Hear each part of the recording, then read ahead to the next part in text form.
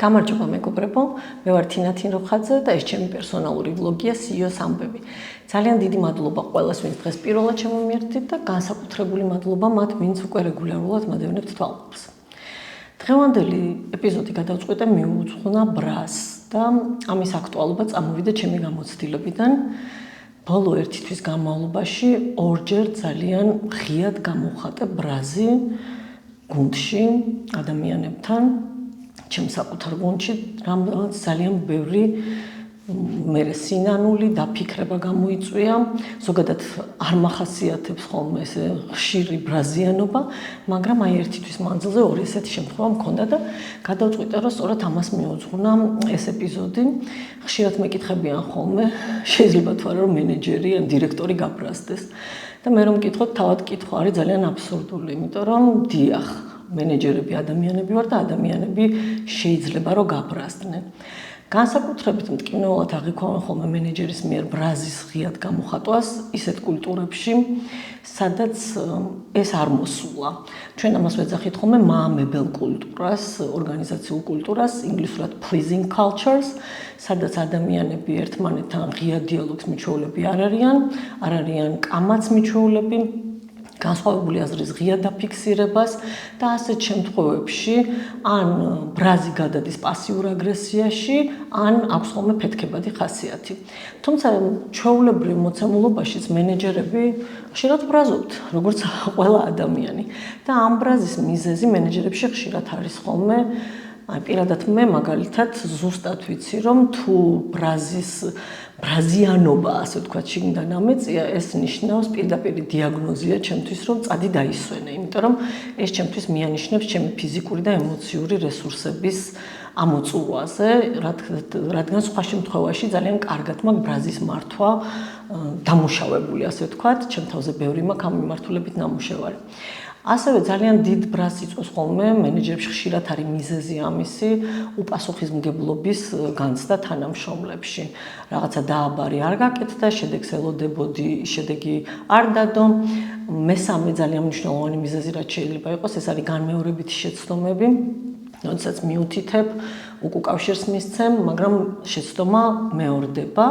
და კიდევ შეიძლება იყოს პერსონალური ფაქტორები, ანუ შეიძლება საერთოდ არ იყოს არანაირი მიზეზი სამსახურში, მაგრამ შენი პერსონალური ტვირთი, ვიღაცა მნიშვნელოვანი ადამიანის ავადმყოფობა, კონფლიქტი ოჯახში, თუ ასე შემდეგ, სხვა პირადი პერსონალური საკითხები, რომელიც ჩვენ ადამიანები ვართ და ასე ვერ ვყოფთ სამსახურს და სახლს და ხშირად სახლი მოგვაქვს სამსახურში და სამსახური მიგვაქვს სახლში. მაშინ რა უნდა ვქნათ ხო მენეჯერებმა, ანუ არ გამოვხატავთ პრობლემა, მე ვფიქრობ, რომ მნიშვნელოვანია ვიცოდეთ, როგორ გამოვხატოთ ეს ბრაზი, ხო? და რას ნიშნავს ბრაზის კონსტრუქციული გამოხატვა. იმიტომ რომ თავისთავად ბრაზი არის ძალიან სასარგებლო ემოცია, თუ კი ჩვენ მის გამოყენებას ვისწავლით.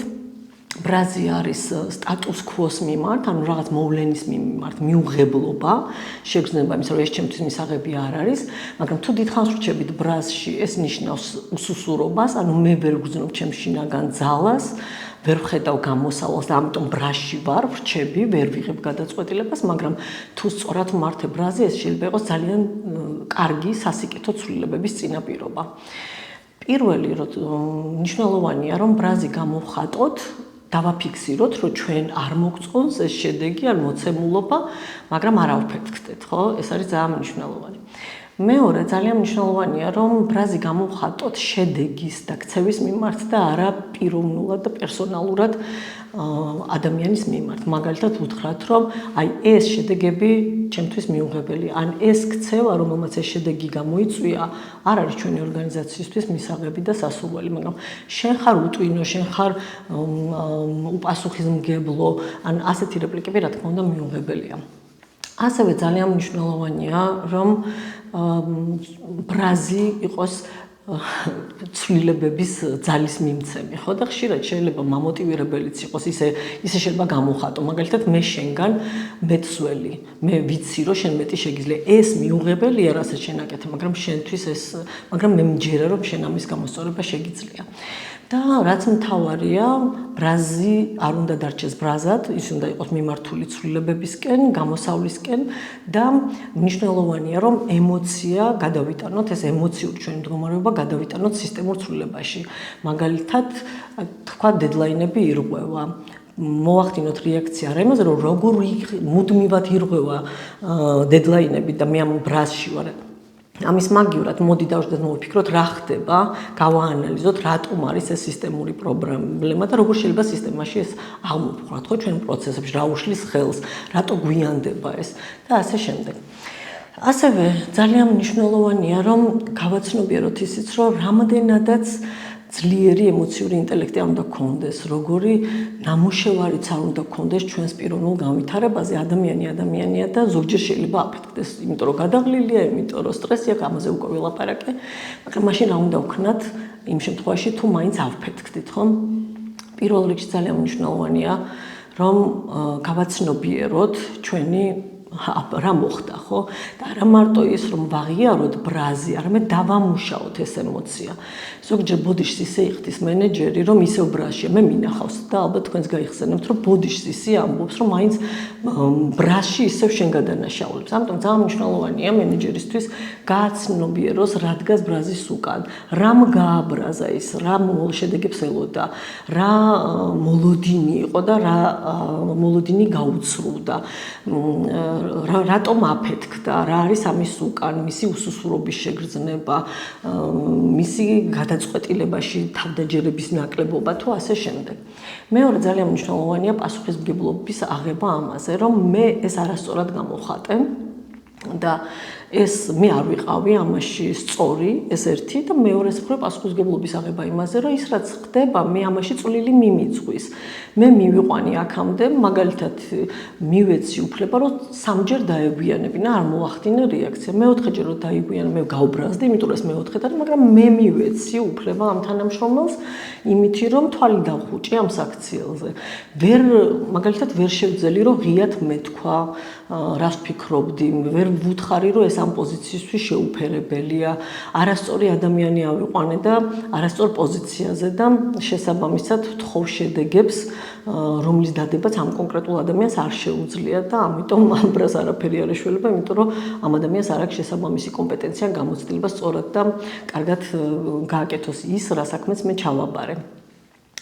და რაც მნიშვნელოვანია ბოდიში და უკავშირი ძალიან მნიშვნელოვანია, მაგრამ მხოლოდ ბოდიში საქმეს არ შველის, რა თქმა უნდა, იმისთვის რომ გაამყარო რწმენა, დაიბრუნო, იმიტომ რომ ბრაზის ასე ღიად გამოხატვის შემთხვევაში მეორე მხარეს მნიშვნელოვანი ეს ერყევა მისი უსაფრთხოება და ნდობა ერღვევა მენეჯერის მიმართ.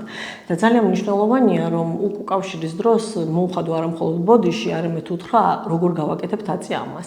აი მაგალითად იმისთვის რომ მე და შენ არ დავკარგოთ ერთმანეთის ხედვა, ან დავაახლოვოთ ერთმანეთის ხედვა ამიერიდან მე და შენ აი სანამ ეს პროექტი არ დამთავრდება, მოდი კვირაში ერთხელ შევხვდეთ და გავიაროთ, დავაახლოვოთ ჩვენი მოლოდინები. ან მოდი შევცვალოთ ეს პროცესი ისე რომ გამოსწორდეს ესა და ეს საქმე.